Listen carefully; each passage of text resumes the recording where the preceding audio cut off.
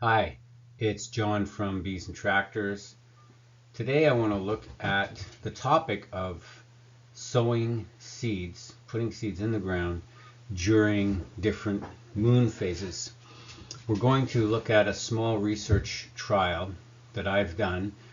It's an indoor trial using artificial light, and it gets rid of a lot of the confounding variables that you can have in research when you do outdoor work, changes in temperature, frost, rain, heat, pest damage, etc.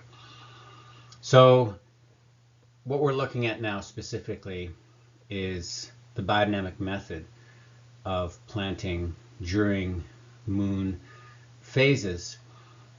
But this is a complicated topic because there's two approaches under the biodynamic umbrella of when to plant, and they're very different from one another, as we'll see.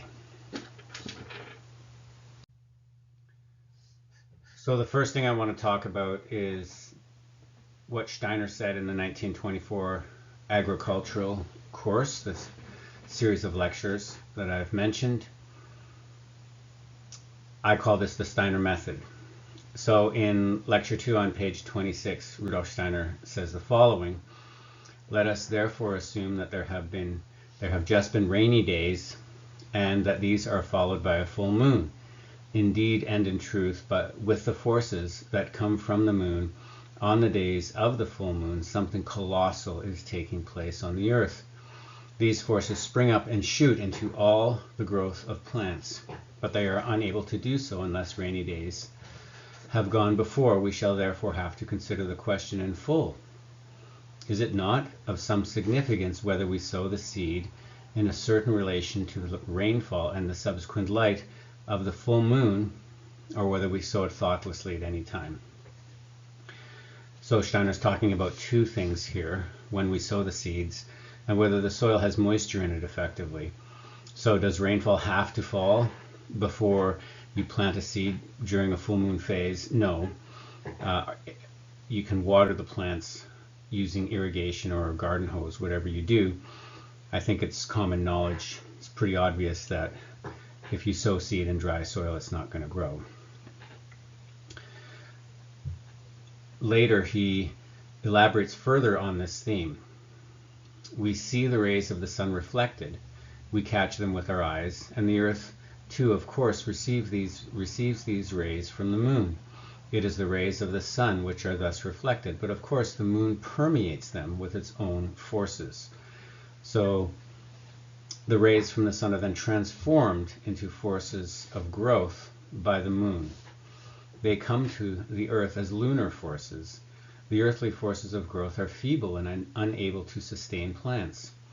Through the forces of the moon, the forces of growth are strengthened to the point where they can become reproductive forces, i.e. develop to the point of ultimately producing seed, which is the goal of any plant, is to produce seed and to reproduce itself. For this reproductive power to take place, the earth requires the forces shining upon it through the moon, and in the case of certain plants, through Mercury and Venus too. The best day to plant during the full moon phase was indicated by another biodynamic practitioner, Lily Kalisko, and she did many trials. She has a beautiful book. It's called The Agriculture of Tomorrow. It's out of print, but if you can get it, I highly recommend it. She narrowed this down to the absolute best day to plant is 2 days before a full moon, but anytime during a waxing phase where the moon is getting larger in the night sky should be considered as a favorable time to sow seeds. In my research as well, which you can find in my calendar, which I'll mention at the end of this video, I've also found that 2 days before a full moon is the best day to sow seeds.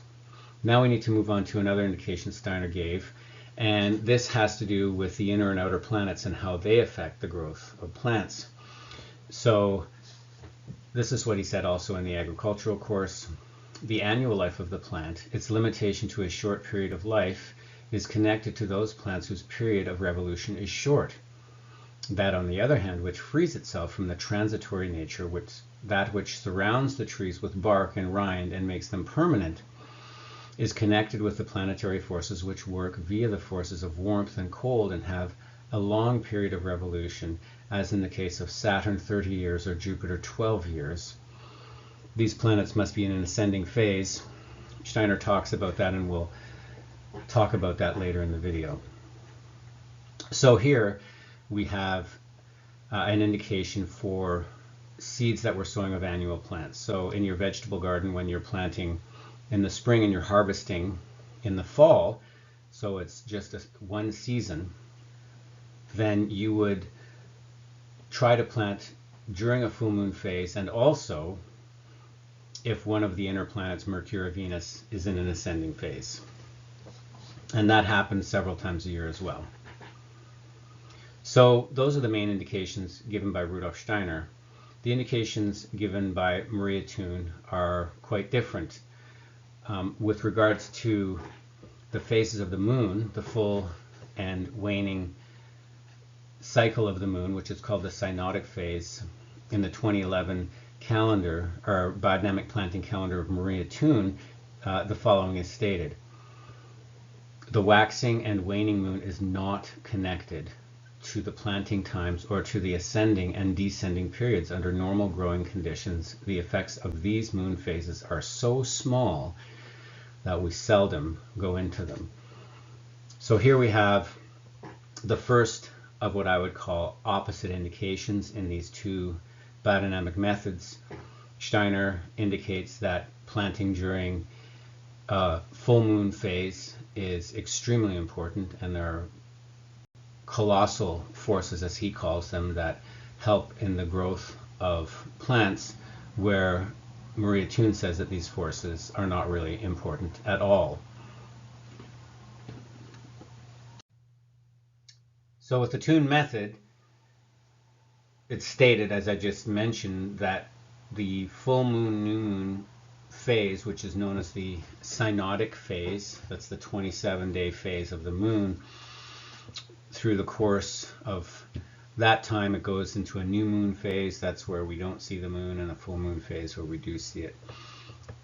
So in the Maria Thun method, the synodic phase doesn't have any impact on the growth of plants, and with Steiner he uses the word colossal. It has a colossal impact. So what is it that Maria Thun says does affect the growth of plants?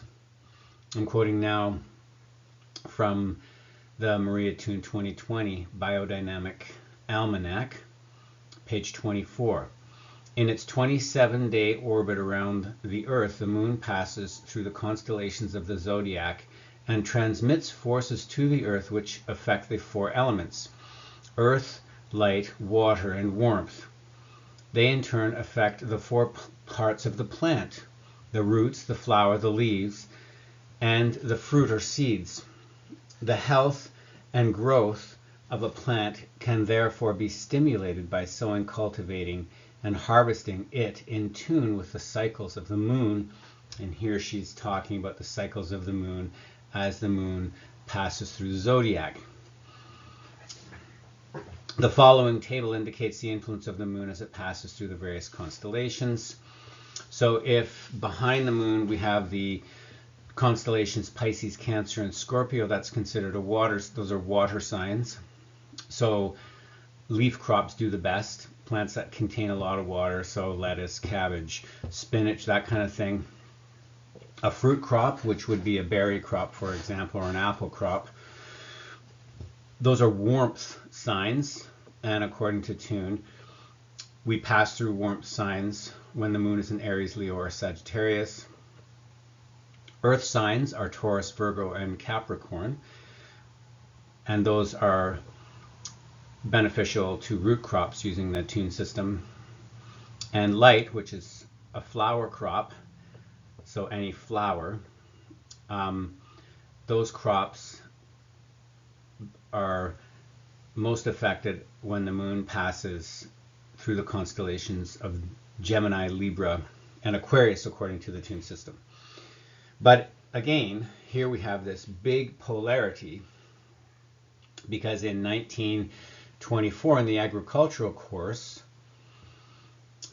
Steiner talked about he was getting into a topic where he wanted to discuss the best time to combat insect infestations, so grasshoppers, beetles, larvae, that kind of thing.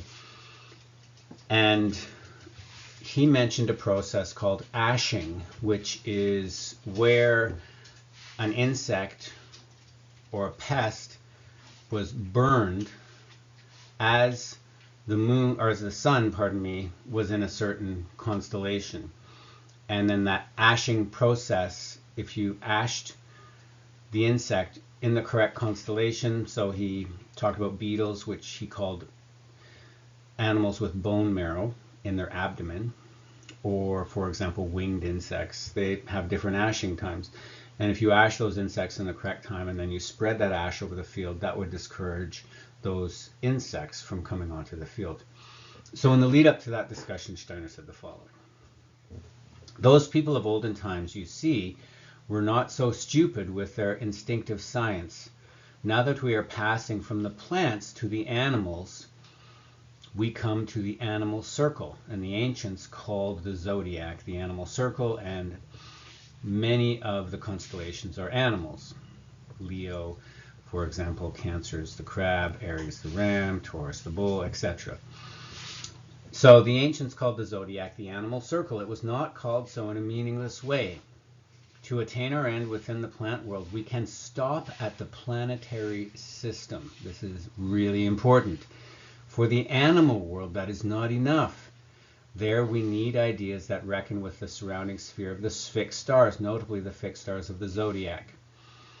So what Steiner's saying here is that when it comes to the growth of plants, the forces within the cosmos that regulate the growth of plants are the forces of the moon and the forces of the planets. That's it. And of course the sun. It's within the solar system. And there's a reason for that. Steiner talked about the different bodies of different kingdoms of nature. So for example, a stone, something that is mineral, has no life to it. It has only a physical body. Steiner talked about plants. They have a physical body and an etheric body. So that gives them life. He called the etheric body the life body. But animals, to that we can add the astral body, the astral forces, which give the animal the ability to move around on the earth, which govern its instinct, which give it sentience, for example, being able to feel pain or pleasure. And then to the human, we add to that. So the animal has physical, etheric, and astral, the plant physical and etheric, the mineral physical. The human being has physical, etheric, astral, and ego, all of them. So then the astral forces are contained in the zodiac. The etheric forces, which that's all the plant needs for its growth, are contained within the solar system. That's what Steiner says. So again, we have two polar opposite approaches within the biodynamic movement to planting. Astral forces are animal forces, and they shouldn't affect the growth of plants. That's according to Steiner. But with Thun, the moon and the various constellations do affect the growth of plants. So let's quickly give a summary before we get into the actual research that I've done. Let's give a summary of what both approaches entail. So with the Steiner method, we're talking about sowing seed during a waxing phase of the moon, ideally 2 days before a full moon. Sowing annual seeds when the inner planets of Mercury and Venus are in ascending phases. An ascending phase is when a planet is moving in a northerly direction in relation to the equator in the northern hemisphere, or in a southerly direction in relation to the equator in the southern hemisphere.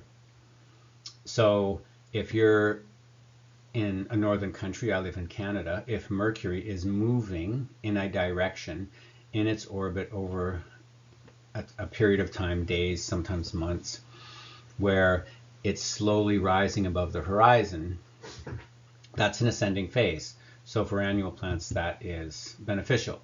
Now, by definition, if a planet is in ascending phase, for example, in the northern hemisphere, it is by definition in a descending phase in the southern hemisphere and vice versa.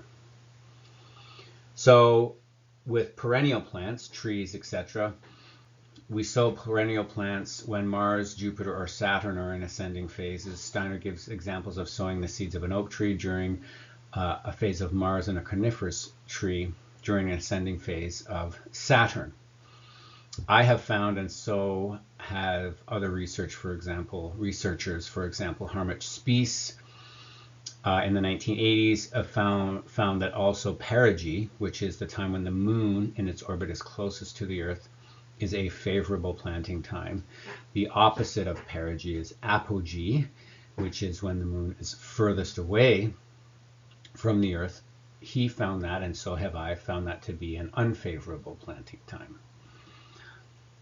So with Steiner, plant growth is affected by the forces of the moon and the planets only. The zodiac does not affect the growth of plants. So moving to the tune method, the phases of the moon, waning or waxing, do not affect the growth of plants. Rather, you sow seed according to the seed type. For example, sow lettuce when the moon is in a water sign of the zodiac, or sow a root crop like carrots or beets when the moon is in an earth sign.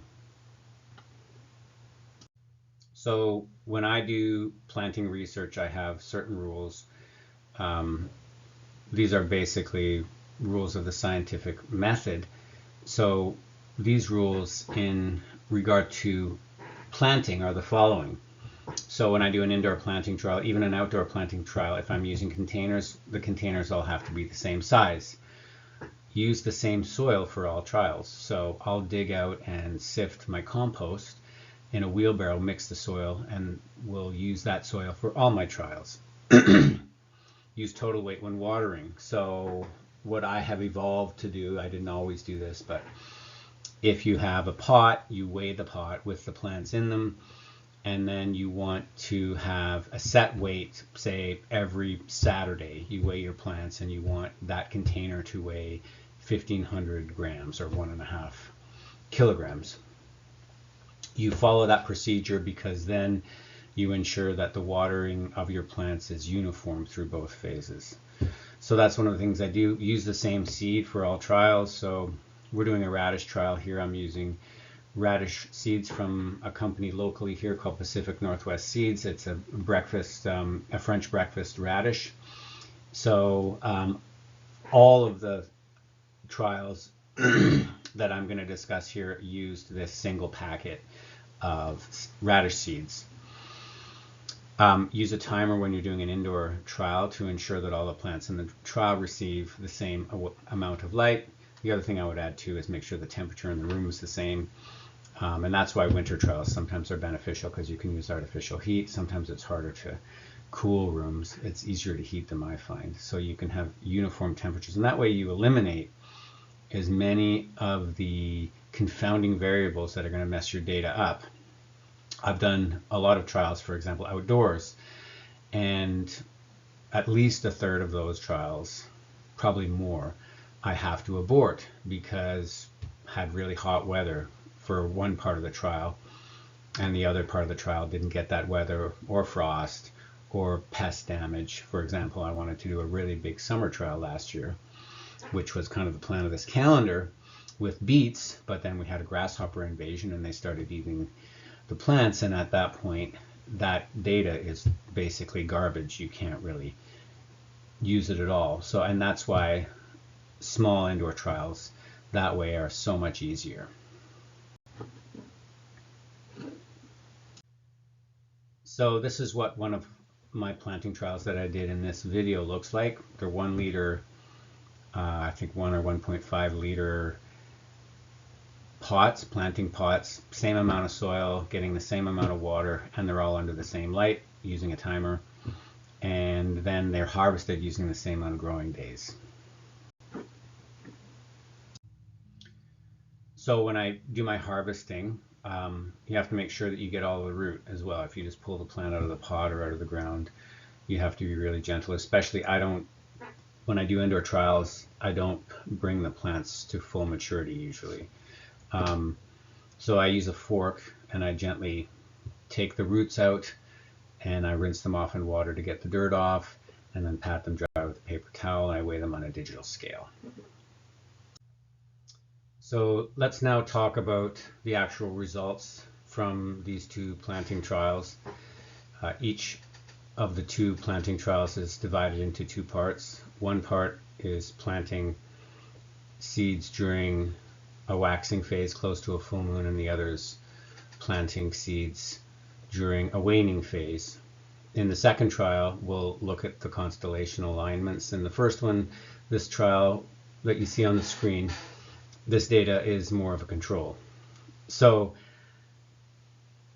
in the first part of this trial, that's the bar graph information on the left on each one of the graphs. The planting took place on September 27th, 2 days before a full moon. The moon was on perigee, which is a very good planting time. I found that, and as I mentioned, so have other researchers. The moon was in a water sign, Aquarius.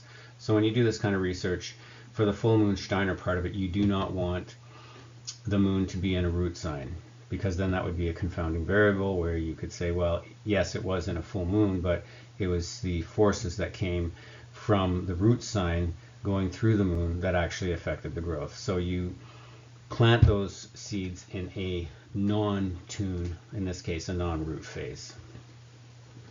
The waning moon planting time was done on October 6, 2023. It was 8 days before a new moon, but still in a waning phase. 2 days before apogee. Apogee, when the moon is furthest away from the Earth, is an unfavorable planting time. And the moon was in a flower sign in Gemini, so it was not in a, also not in a favorable tune planting phase, which would have been a root phase. And that way we can look at that as a control. And then in the next trial data 2, we will plant in a corresponding root phase during the waning phase of that trial. And then we can compare that data. So the seeds were in the ground for 29 days. Germination for the full moon planting time was 12 out of 16 seeds. And for the new moon planting time, which was slightly higher, 13 out of 16 seeds germinated. I have found that germination is not really affected by the waning and waxing phases of the moon. It's really the subsequent growth that is affected. So the total weight on the first phase of this trial was 58 grams with 12 seeds, and was 31.6 grams in the waning moon phase with 13 seeds germinating. The really important number is the average weight per plant. And in the waxing phase, the average weight per plant was 4.83 grams per plant. In the waning phase was 2.43 grams per plant. And that is a pretty large anomaly. The plants in the waxing phase were almost exactly double the size of the plants in the waning phase, 99% larger when you do the math on that. That's an anomaly, and at the end of the video we'll talk about perhaps why that was the case. So now let's look at the data from planting trial number 2. In this trial, the tune planting time, the waning planting time, was done first, and the waxing planting time was done second. The tune planting time was November 10th, 2023. That's when the seeds were sown. And for the Steiner planting time, the waxing phase, the seeds were sown on November 24th. Why did I do that? Because we have windows also in this room, and as the year was getting towards December 22nd, the shortest day of the year, there was a little bit less light coming into the window, which could have affected the growth of the plants. So in this trial, I wanted to reverse those times. So the data from the tune planting trial was as follows. The seeds were planted, as I said, on November 10th. Moon was in Virgo, which is a root day. So in this trial, we're actually planting on a root day during a waning time. So according to the tune method, that should give the best results. The seeds were also planted 4 days after apogee. Apogee is not a great planting time. And the seeds were harvested on December 9th, 2023. For the Steiner planting time, the seeds were sown on November 24th, 2023. The moon was in Pisces, which is a water day, a non-tune day. And the planting day was also 2 days after perigee. As I've mentioned, that's a good planting time. And the plants were harvested on December 23rd, 2023. Germination was as follows: for the Thun planting time, 13 out of 16, and for the Steiner planting time, 15 out of 16. Seeds, as in the first trial, were in the ground for 29 days. The average plant size in the Steiner phase was 37% larger than in the Thun phase.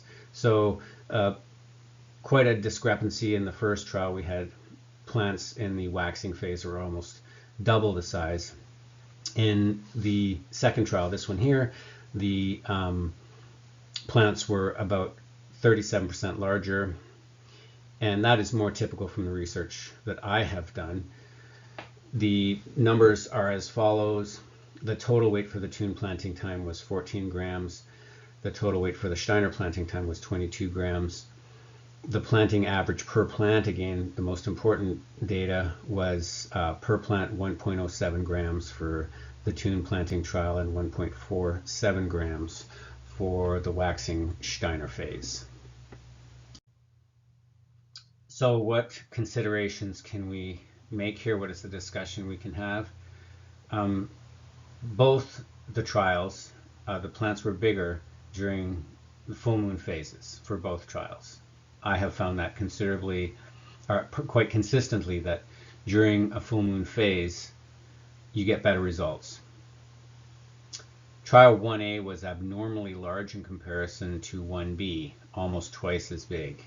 Why?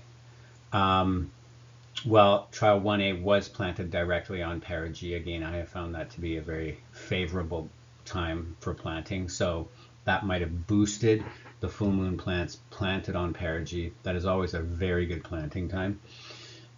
So that could have boosted them. To the degree it did, I'm a little skeptical.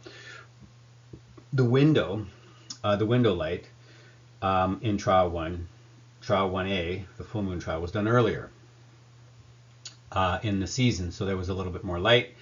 That was reversed so that in trial 2, the light was not as beneficial. The window light was not as beneficial for the Steiner phase of that 2B part of the trial. But the other thing that's really big, and this is again variables, stuff happens. I noticed that I have 2 grow lights, and one of the bulbs was burned out when I started looking and preparing for trial 2. Did that happen partway through the trial? In trial 1, it probably did. And so would that have affected the growth of those plants? Probably. I mean, it certainly would have, but would it have affected that to that degree? So you can make the argument that the plants in 1A, the full moon phase, if halfway through that trial that light had burned out, the trial 1A part, the full moon part, would have gotten quite a bit more light. So to me, that's probably what happened. And that's why it's really nice to have a larger database, more seeds in the ground, and more people doing the research. Because the more people do research in various areas, the less you're going to have confounding variables like that. But the data from trial 2 is good data, I have no doubt about it, and it showed a 30% or 37% increase in the plants that were, the seeds that were sown in a full moon phase. So that kind of dovetails into what I want to talk about next in conclusion. Thank you for watching. This is the last slide. I want to conclude by saying a couple things. First of all, if you're interested in this topic, you can download my calendar. It's a free download at www.biodynamics.com. There's research from previous planting trials that I've done in previous years, both indoor and outdoor, and you can look at those and judge for yourself. The second thing I want to say is my goal when I was doing this kind of research was to have more people involved in these planting trials from around the world. The more data there is and the more people that are involved, the better the data is going to be. And we can see from what happened with the planting lights here in the first trial that, there's always confounding, not always, but often there's confounding variables, and the more data there is, and the more diverse the data that's coming in from different places, the better the data is. So I'm always interested in collaborating with other people in doing planting trials and then comparing the data. And if you think about it, if a yield can be increased by 10% or 20% in any given crop just by planting at the right moon phase in conjunction perhaps with some of the planets, that would translate into billions of dollars of better crop yields for farmers and more food for the world.